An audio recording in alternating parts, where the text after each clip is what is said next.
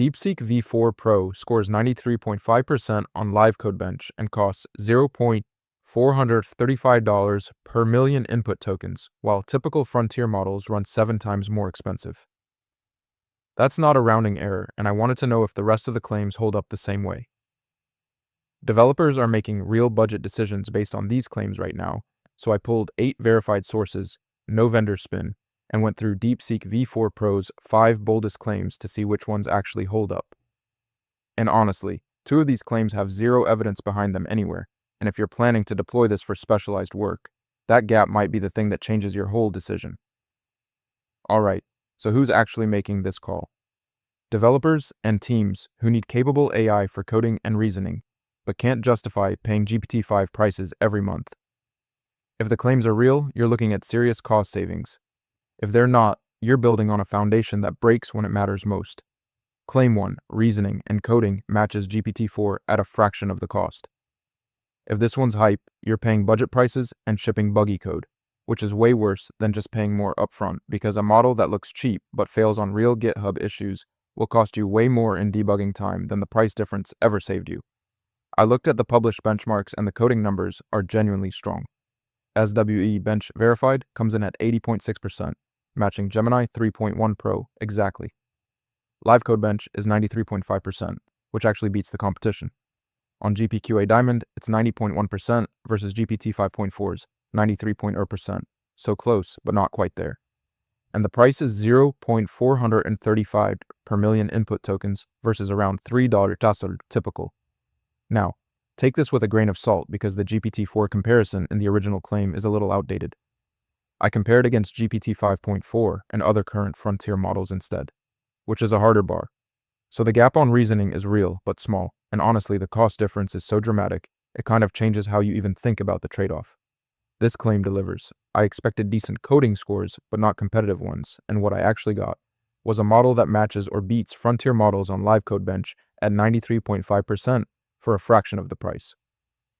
1 of 1 claims holding up so far, and it's a strong start. Claim 2, 128K context window without degradation. If this falls apart in practice, you feed in a long codebase or a big legal document, and the model just forgets the first half. So you get a confident-sounding wrong answer, and you might not even catch it until something breaks downstream. What I found here is honestly better than the claim. Multiple sources confirm the actual context window is 1 million tokens, not 128K. The MRCR1M retrieval benchmark scores 83.5, which shows it's actually using that context effectively rather than just accepting it and ignoring it. Output goes up to 384K tokens per call, and the hybrid attention architecture cuts compute costs dramatically at scale. This claim delivers and then some. I expected 128K with maybe some degradation at the edges, but what you actually get is a confirmed 1M context window with real retrieval accuracy to back it up. 2 of 2 claims holding up, and this one actually exceeded what was promised. Claim 3, 3 to 5 times faster than competitors with sub-second latency. If this is just marketing, you build a product around that speed assumption, your users notice the lag, and you're back to evaluating models all over again. Because latency is one of those things that's invisible when it's good and really painful when it's not. The sub-second latency part is real. On together.ai, time to first token comes in at 0.99 seconds, which technically hits the promise. Output speed is around 73 tokens per second as a median, and Fireworks hits 167 tokens per second. But the 3.5x faster than competitors claim? No direct comparison data exists anywhere to back that up. To be fair, throughput varies a lot depending on which provider you're using. You're looking at 33 to 167 tokens per second, depending on the platform, so the speed you actually get is kind of a provider question as much as a model question. The sub-second TTFT is real on at least one provider, but the 3 to 5x claim is just floating out there with no data attached to it. This claim falls short. I went looking for head-to-head speed data and got nothing comparing it directly to any enterprise model. Sub-second latency is real, but the 3 naive cupcake advantage is unsubstantiated marketing, and that drops us to 2 of 3 claims holding up, which stings a little because the speed that is there is actually pretty good. Claim 4, specialized domain accuracy in medical, legal, and technical work without fine-tuning. If you deploy this in a medical or legal workflow based on that claim and it's wrong, You're not just wasting money, you're potentially shipping bad outputs to people who depend on them being accurate. What I found here is honestly a little concerning. There are 0 published benchmarks for medical, legal, or technical domain accuracy, nothing. The only relevant number is a general MMLU score of 90.1%. But that's a general knowledge test, not a specialized domain test. And I was looking for something like MedQA or legal reasoning benchmarks, and they're just not there. Partially true is the most I can say here. I went in expecting at least some domain-specific data, and got nothing but general benchmarks. The MMLU score is strong, so maybe it performs well in specialized domains, but there's no evidence either way, and that puts us at 2 of 4 claims, fully holding up with 1 partially true, which is a real gap. Claim 5, native fluency in 50 or more languages. If you're building a product for non-English users and this claim is hollow, you're going to find out the hard way when real users start getting awkward or wrong outputs in their native language. And by then, you've already shipped. I looked everywhere for this one, and there's just nothing to show you.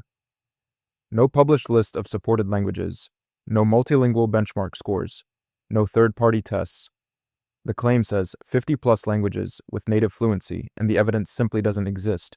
So that's a completely unverified claim sitting out there with no data behind it. Partially true is the most generous call I can make, only because I can't prove it's false either. I went looking for multilingual benchmark data and got 0. So that's 2 of 5 claims fully holding up, 2 partially true, 1 clear miss, and you should take the multilingual claim with a serious grain of salt until someone publishes real numbers. DeepSeek V4 Pro genuinely shines on coding and reasoning. Live Code Bench at 93.5% and SWE Bench at 80.6% at just 0.435 per million input tokens is a real deal. The 1M context window with an MRCR retrieval score of 83.5 is confirmed and works, and sub-second latency on at least some providers makes it feel fast in practice. DeepSeek V4 Pro falls short in 3 real ways. The 3 to 5x speed advantage over competitors is pure marketing with 0 comparative data. Specialized domain accuracy in medical, legal, and technical work is completely unproven. And the 50+ languages claim has no benchmark scores or even a published language list anywhere to check against. Honestly, I was expecting more of the claims to fall apart, and the core ones held up stronger than I thought. 2 of 5 fully verified, 2 unverifiable, 1 clear miss. Worth it if you need frontier-level coding and reasoning without paying frontier prices, because 30 cents per million tokens is genuinely hard to argue with. Skip it if specialized domain accuracy or multilingual fluency is a hard requirement, because there's just no evidence there yet.